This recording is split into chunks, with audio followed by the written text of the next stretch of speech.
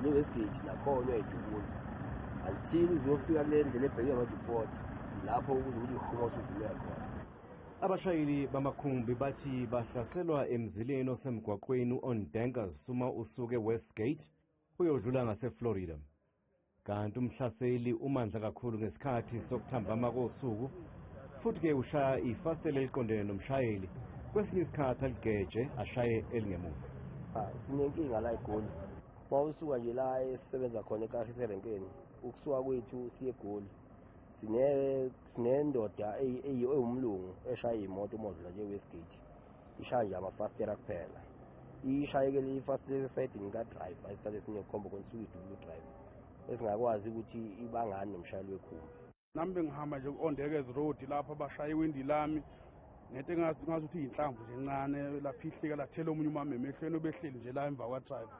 Nami iwindi bengilivulile ngacishe ngaba sengozini ukuthi mhlawumbe engadubuleka namehlo kanje. Uma usuka nje la uphuma eKahlisa libus play phakathi kwelibus play ne-Westgate suke Westgate Florida uyovala ko-Floraset yonke leyo ndawo nje akatholakala kiyo nje.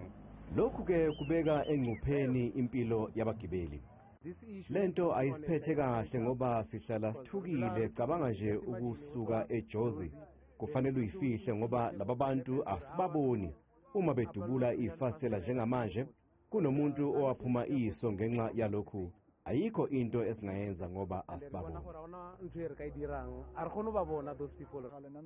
Sikhathazekile ngabagibeli bethu ngoba kunomshayeli owadubuleka iso, cabanga ukube wayeserobotini. Sisola ungathi-ke umlungu lo owenza lokhu uyacwasa.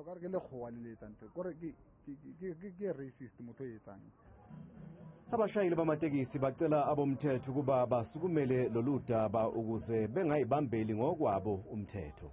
Kimi silimale kathathu njengamanje lifile iwindi kunzima nokulukhala. Bengicela abantu bomthetho ukuthi beke beyisukumele lento lento. Ziningi imoto olimele egcineni kuzolimala nabagibeli bethu.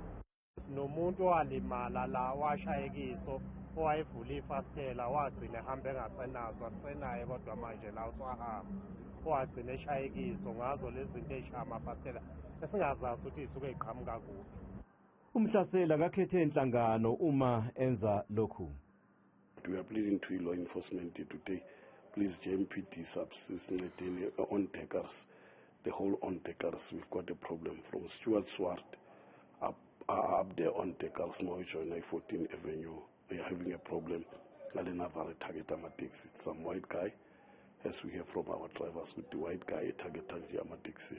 As of now, because we are not using on takers alone as Doljota, ne GKTA, Gahiso Hamba Lapo, so plus minus 60 or more taxis. Because we are target Agakiti Association. Ukufaka ifastela elisha lekhumbi lohlobo lequantum kubiza indodla zemali.